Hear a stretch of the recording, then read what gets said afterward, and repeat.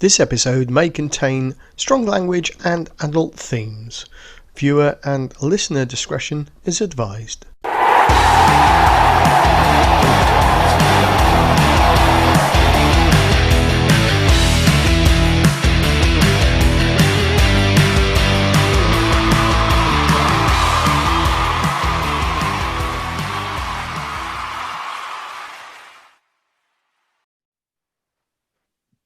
Well, Happy New Year. It is 2021. Who'd have believed it? All those months ago at the very start of lockdown, some dickhead in Malta said, let's have a drink. And we did. And then some other dickheads said, let's turn this into a show. It'd be great. Now, I've got to admit, a few of them have been quite entertaining for all the right reasons. Most of them are generally entertaining because we're just so shit. And if that's what makes you giggle and laugh, then I'm happy with that. And so are the 22, although we know the ones who have overindulged this week because Celebrity Squares is a little bit smaller than it normally is. And we've got Pete and Jules on tonight. How are you doing, boys? Not bad, not bad. No Good. real hangover Christmas. No overindulgence. We're clearly the fit ones here. We're the ones who have not overindulged. We're the ones that have made it. We have a regular commitment and we turn up. The alcoholics, and Pete lives in a pub, remember? Yeah, well, Pete Pub, unfortunately, is nowhere near me. Otherwise, I could have been frequenting his back door quite a bit for some takeaway. Let's start a rumour, shall we? It's an exit, not an entrance. And it's not that back door I was talking about. I was thinking of coming for a takeaway. Because you're the giver like James, like we found out last week. I only hand deliver. Yeah, we know. Click and collect, is it? It's a good job we have a warning about sexual content and bad language before the show starts. We've started already. Yeah, because we're, I've forgotten to start my clock again. Every week it's there. It's because it's not on this screen. Anyway, so Chris isn't with us tonight because I think he felt that only once in 3 months is good enough for him last week. Although he's doing the dutiful man thing tonight, I think, and helping his lady. Talking of ladies, where's Sam? Sam's dropping Mel off at the airport to come and visit me. Sam, if you don't want this to happen, you should turn up, man. Yeah. Because if you don't, everything's fair game, son. And so we'll see. Viewers, don't tell anybody, but we'll see how much he sulks next week when he's back on. Sam has been forced to go out. Now, Sam keeps moaning about how the COVID rates in Malta are rising very, very quickly. No shit, mate. You lot keep going out. He's always out. He's on date night tonight with his missus. Yeah, and they're coughing and spluttering all over each other. Right, they're doing something else, I think, but I don't think there's much confidence spluttering. They're exchanging fluids, so they you can get it from touching, you know. Every Facebook post he posts, he's never social distance about anything at all. And you wonder why Malta's infection rate's quite high. Now you know it's because Sam's got a girlfriend. Oh! So. They could do herd immunity, can't they? They could, but it hasn't worked because it's got worse since. So they did have a massive lockdown. You could come in or out of the island, and then after they relaxed it, it's gone crazy over there. Phil is building his bunker at the moment. Yeah, and we've got a couple of pictures of Phil. Yeah, ready for January the 20th. We've got a couple of pictures of Phil's bunker. They're coming up right now. What a bastard he is, sending us pictures like that when he can't come on. And the fact he's having an enforced lunch break from building his presidential transfer bunker. But if that's the view from your bunker, then that's fair enough. Daryl can't make it tonight either, mainly because I think I bought the girdle that was a little bit small last week in his virtual Santa. So So Julian's now proving to us that he's no See? longer a fat bastard, aren't you, Julian? Yeah, no, it's still there. I was just sucking it in like Daryl. That's about as far as it'll go. So Julian, come on, Julian, who else has overindulged Julian. over Christmas then? Well, Julian's either overindulged or his t-shirt shrunk. Well, my That's t-shirt called shrunk, muscle. and I That's definitely muscle have, fit. That's muscle fit, mate. It's called fat fit. it's all Yeah, wiggly. see? It's Yeah, just here we tucked it go. all in the right Julian. places. You're the same age as me. How would you get these things to go back to how they used to be when we were 25? You want To to be honest, when I was 25, I was skinny as fuck and had a pigeon chest. So I'm quite happy where I am right now. And I used to hike 50 kilometers a weekend. So Yeah, that's Actually, no, just when to I was get, 25, I that's was just to jumping get to the that's just to get to the corner shop though where you live. saying that, when I was 25, I was probably fat and jumping out of airplanes. So I can't say anything. Well, it helps you down to the ground a bit quicker. I'll give you that. No, maybe not. Ah, no. Let's get we all sciencey know, on you now, shall we? we all know about descent rates and Yes. full of momentum speeds. Well, so who else are we missing? James is probably still on the bog. In films, they always take forever to land.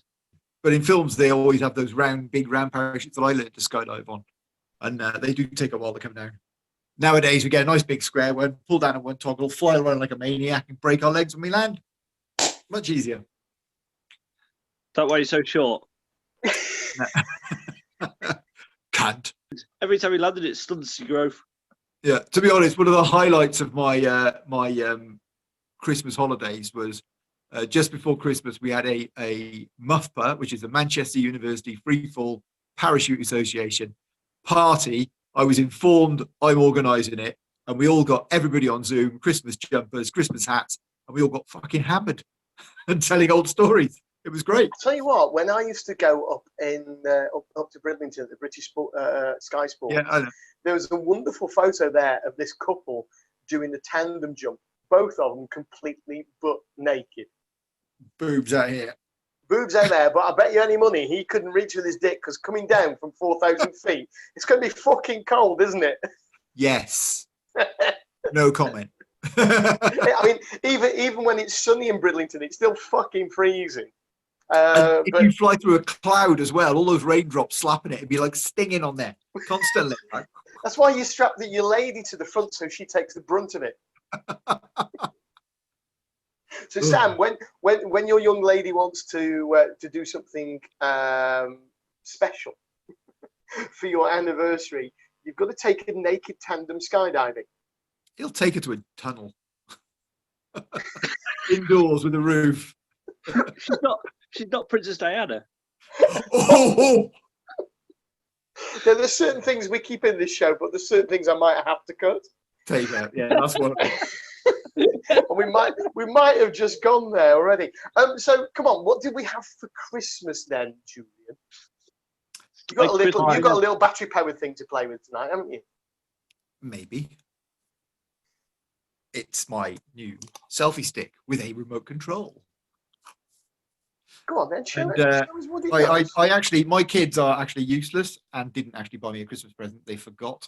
So they went out 2 days later and bought it afterwards. At least you can ask them for something you want then.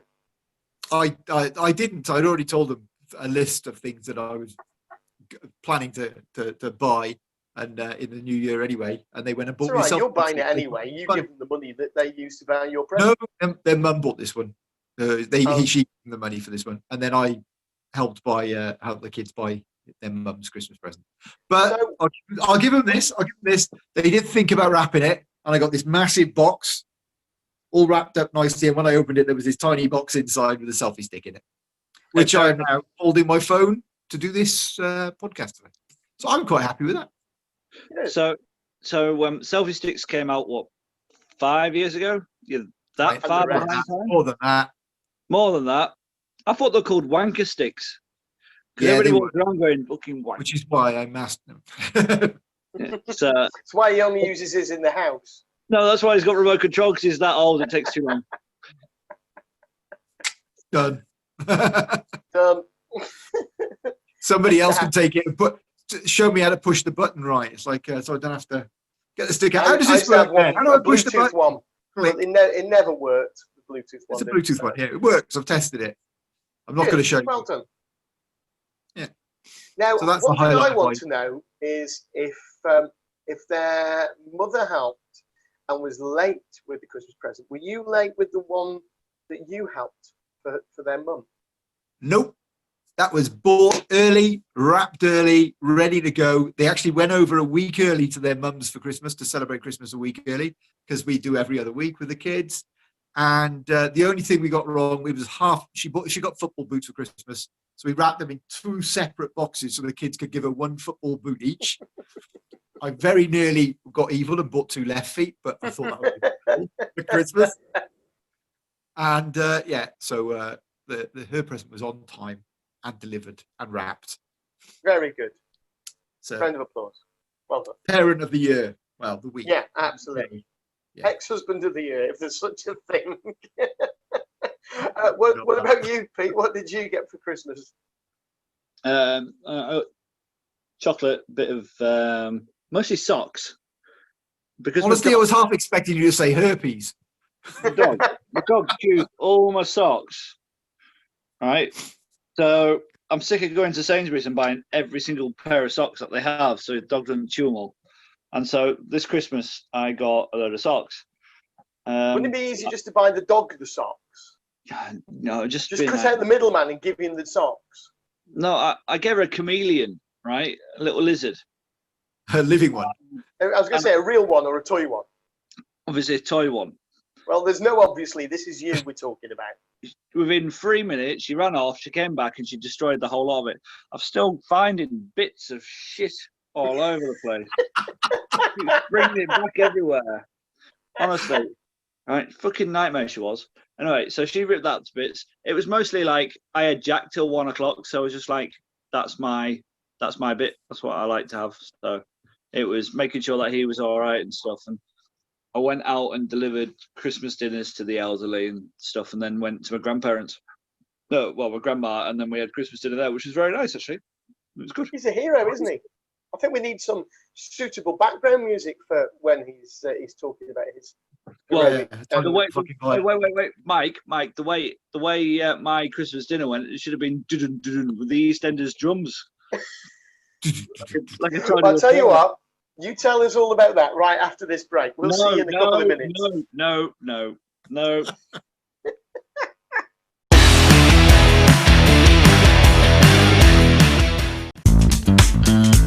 When you need clear and concise match official communication systems, look no further than the brand new AXIWE AT350.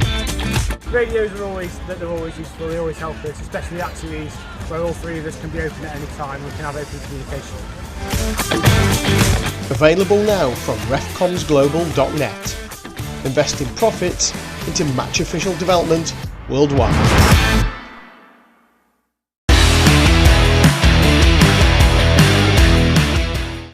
And welcome back to part 2 of our slightly shortened and slightly condensed version of your 22 dropouts tonight, where we've discovered that Julian's kids don't love him and don't buy him any Christmas presents, and Pete is a local hero feeding the elderly. But I get a feeling, Pete, that there is a story surrounding your lunch at your grand's. It was my first ever Christmas dinner with her, and that's as far as I go, apart from anything else. I suppose we should talk a bit about rugby, but you guys didn't watch any at the weekend, did you? I did. I don't know about the rest of you.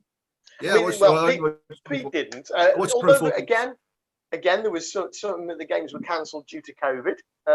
So it goes on and on and on. I think probably the biggest talking point of the weekend happened on the Sunday in the Sale Wasps game, which was the injury to Zach Gabarigi, who thankfully is up and about and seemed to be quite happy on Twitter. Yeah, I saw his Twitter feed. It looked like it was giving him a big thumbs up in the office. Yeah, and Dan Robson was tweeting it, about it. So for those who don't know, there's not many highlights out there, not surprisingly. But he was chasing a chip ahead into the right-hand corner of the Sale line, closely followed by Marlon Yard, and Zach's gone down to try and get the ball and slide over the line, sort of missed and knocked it towards the touch line. But it looks like then the Marlon Yard has tripped or put his foot in the divot and lost his balance completely. And as Zach Kivarigi has hit the floor, Marlon Yard's landed straight on the back of his head as well. Not nice scenes. Completely flat out, arms by his side, face down. Marlon Yard obviously straight up and looking at him and seeing if he can help. Officials had to say, leave him alone. Good to see such a response from the doctors, though. Both doctors and medics from both teams and the independent doctor were down there. But it was a good 10 minutes before he was stretchered off. And he was properly snoring. Obviously, they reviewed it with the TMO. It is just one of those things. But you know it's bad when the TMO says, "I'm not going to show you the angle from behind the goal because it's quite distressing and not one that you want to see." Nobody likes to see things like that in the games, do we? No. No. We've seen that one now. It looks like it's a complete accident. Yeah. One of those ones that keep there's nothing happening. in it.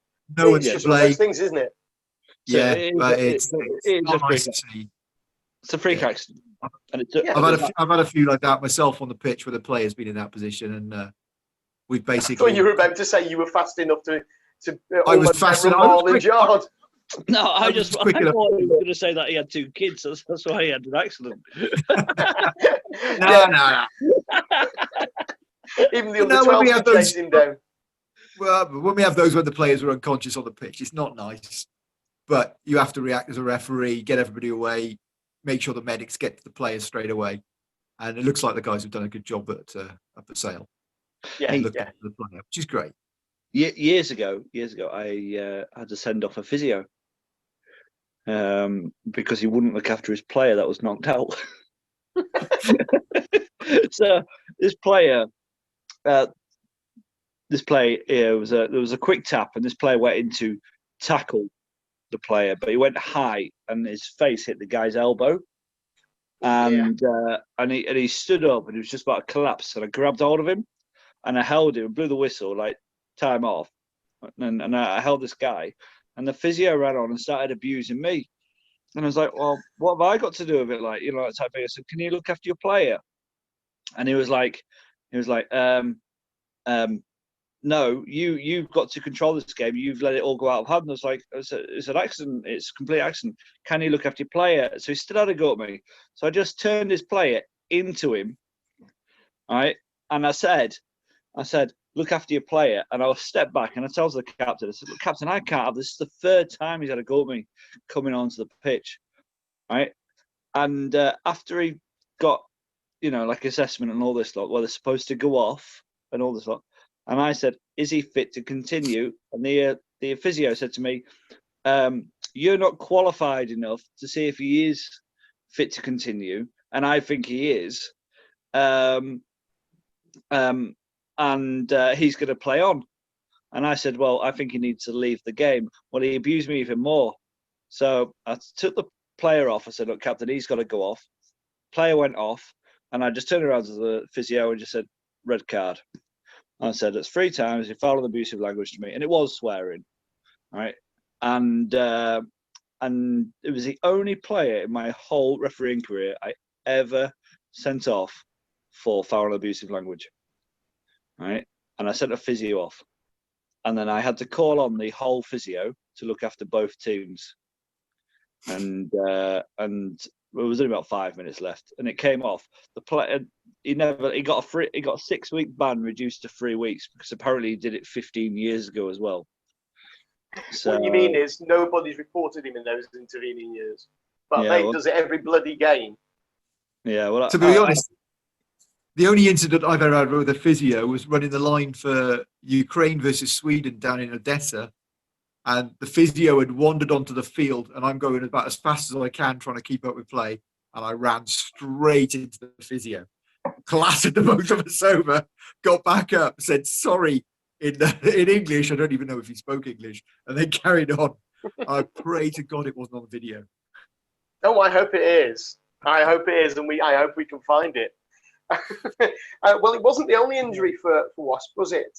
Young Barbary, who's been absolutely superb.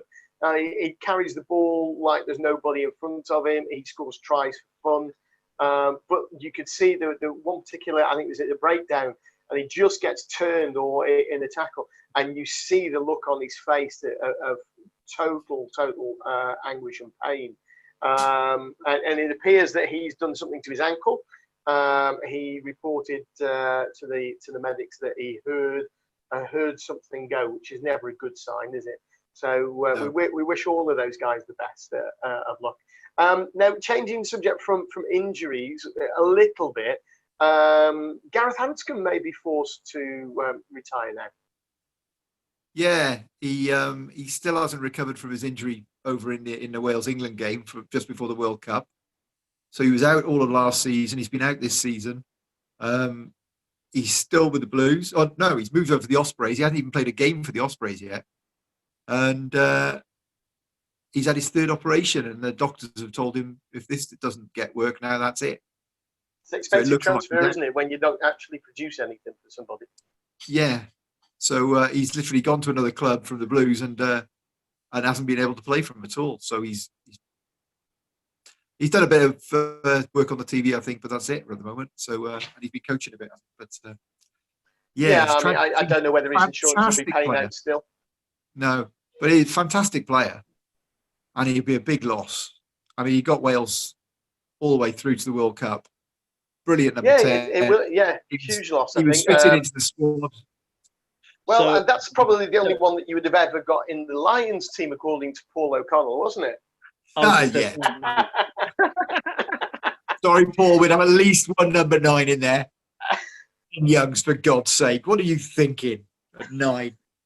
Davis, Williams, and Williams would all be ahead of him in my book. The rest, however, I'm happy with. Yeah, so, nobody else with the rest. Paul O'Connell was a little bit contentious in his choice of 9 then. Yeah,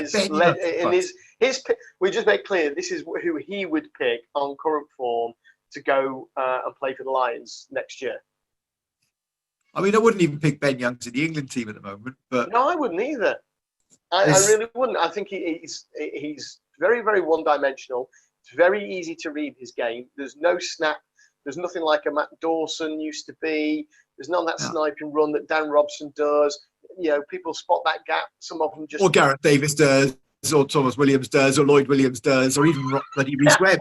There's 4 of them ahead of him, and they're all Welsh.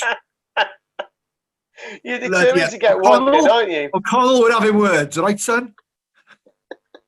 Yeah, Paul O'Connell doesn't know about backs anyway, does he? No. What forward does? All they know is we drop the ball and make them scrum a lot. And do your hair too often. Apparently, my son found a ball patch at the back here yesterday, so I might not have much left for long. I wonder if you can find a ball patch on mine. Yeah, I can't find a ball patch because there's no hair to sort of make a patch, really, is it? No. I mean, what's this? I've got like a bloody rum wake. Looks like somebody sneezed. Yeah. So what else is happening in rugby then? Because it's that weird time of year, isn't it? Between Christmas and New Year, you get all the Boxing Day games and the games just after, and then nothing seems to happen. Well, it's all the derby games now, isn't it? So people can stay home with their families. So it's great. It's one of my traditions back home. Whenever I go home for Christmas, even when I'm living at home for Christmas in Wales, me and my dad would always go to the Boxing Day game for the Cardiff, either Cardiff Rugby Club or the Blues. So I've missed that now this year because I wasn't able to travel because of this bloody virus. So did you actually go ahead though? Yeah, Cardiff beat the Dragons down at Rodney Parade. Oh, of course, this was the one that you couldn't watch on telly. Yeah, you could watch on telly because it was on SLC. You could watch it on the free channel in Welsh, but you couldn't watch it in English because they lost half the match. And everyone's asking for a fucking refund now. To be honest, I think Premier Sports did him a favour. The only decent thing on the pitch was Craig Evans in the middle. It was dying. I mean, the weather didn't help. The wind was howling everywhere. The ball was flying everywhere.